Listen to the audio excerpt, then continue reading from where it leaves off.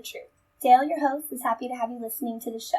He will have a new episode twice a month on Saturdays. There may be bonus shows if the news warrants for it. Thank you for listening to him talk about what he believes to particularly important issues facing America today. He will spend most of his time talking about topics that have at first blush have nothing to do with today's news. However, he hopes you agree where the topics are important to each day. You can voice your disagreements or agreements on his comment section at the show's website, https://coffee-time-again.com, or email him at host@coffee-time-again.com. He does not do Twitter, so do not bother looking for him. Please keep your comments clean. He will have to remove all vulgar, name-calling, racist, hate comments, etc. You can disagree with him without being disagreeable. He has his cup, get yours. Here we go on today's show.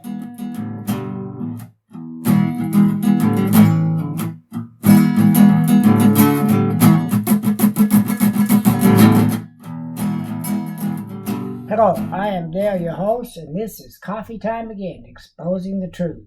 I have my coffee. Do you have yours? Welcome to the show. I hope you enjoy it. The topic this episode is mental health, or as I often say, the lack thereof. The mental health system in America is as broken as the judicial system, maybe more so. The real history starts in 1947 with the first Mental Health Act, and little has changed since. While there have been many federal and state laws passed to deal with the mentally ill, it is still a mess, to put it mildly. There has been one very good thing that has changed over the years, and that is the Confidentiality Acts at both state and federal levels.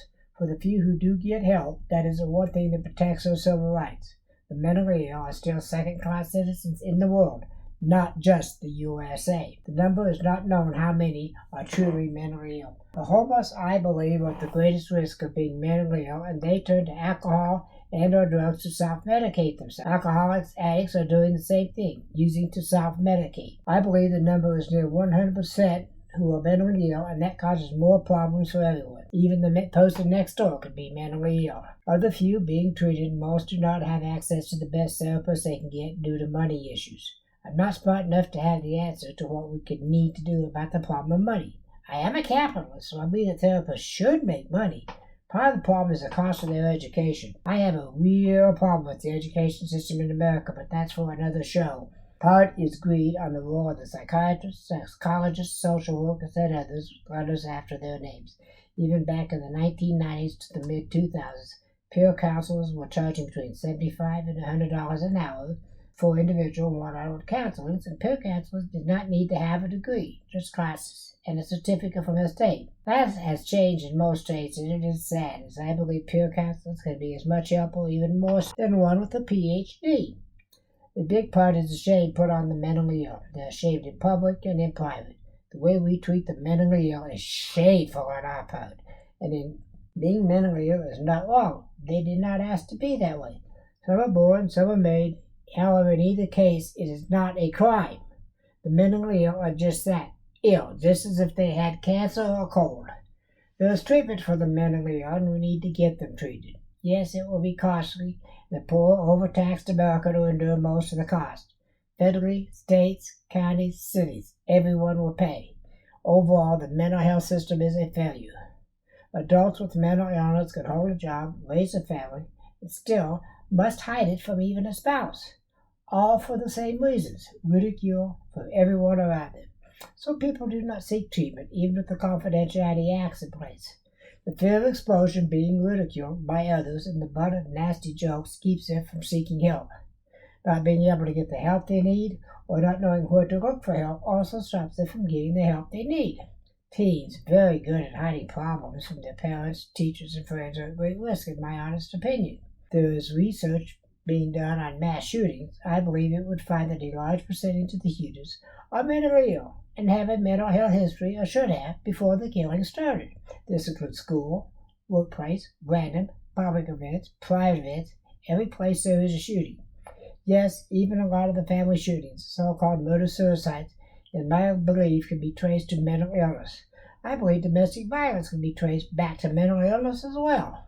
We do not need more laws that have proven to be ineffective and does nothing for the problem of the mentally ill. Start a campaign at the grassroots level to get the word out that there is help and you can access it. If you are a veteran, there are problems within the VA that can help. In the public area, there are also programs at work where you can get help. I call today for people to start a Tea Like Party campaign to get more of the mentally ill the help they are crying for. I call on the churches in America to start doing a better job in ministries to help the mentally ill. As some are right there in your pews every Sunday. Look for the answers. Start a street ministry with 5-6 members of a congregation, the pastor, a priest, or a deacon, and if available, a therapist or counselor, close to where the mentally ill are, on the streets. I've seen it work in California very well. The saddest part of all is the children of all ages. If they grow up in a chaotic, violent home, they will have mental health problems. There's nothing that's going to change that. And the parents in their ignorance do not see what is happening to their child. When the child reaches adolescence, the acting out becomes increasingly evident that something is wrong and help is needed. It is hard to get a teen to do anything, let alone to go to mental health treatment. The fear of being bullied at school, becoming an outcast, or ridiculed. The internet can be a nasty place.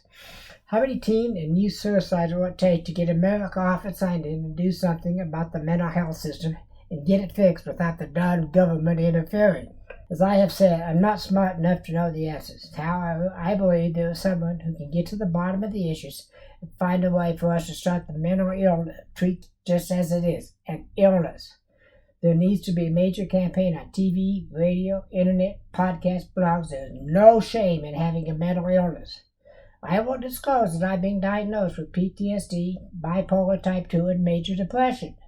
I've been in and out of therapy over the past 60 years. I go in and get a tune-up every few years. There's nothing to be ashamed of being sick. Even if it is a mental illness, it is still an illness.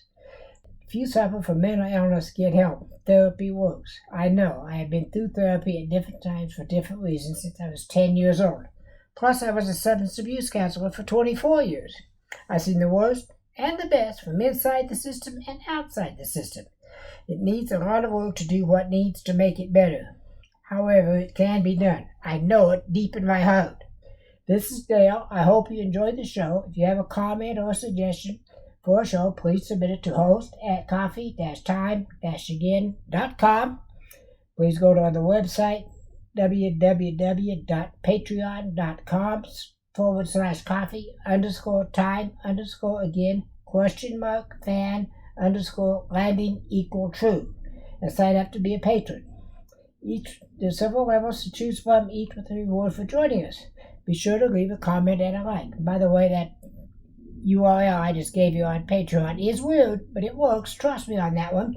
Again, this is Dale. Thank you for listening, and may God bless you all.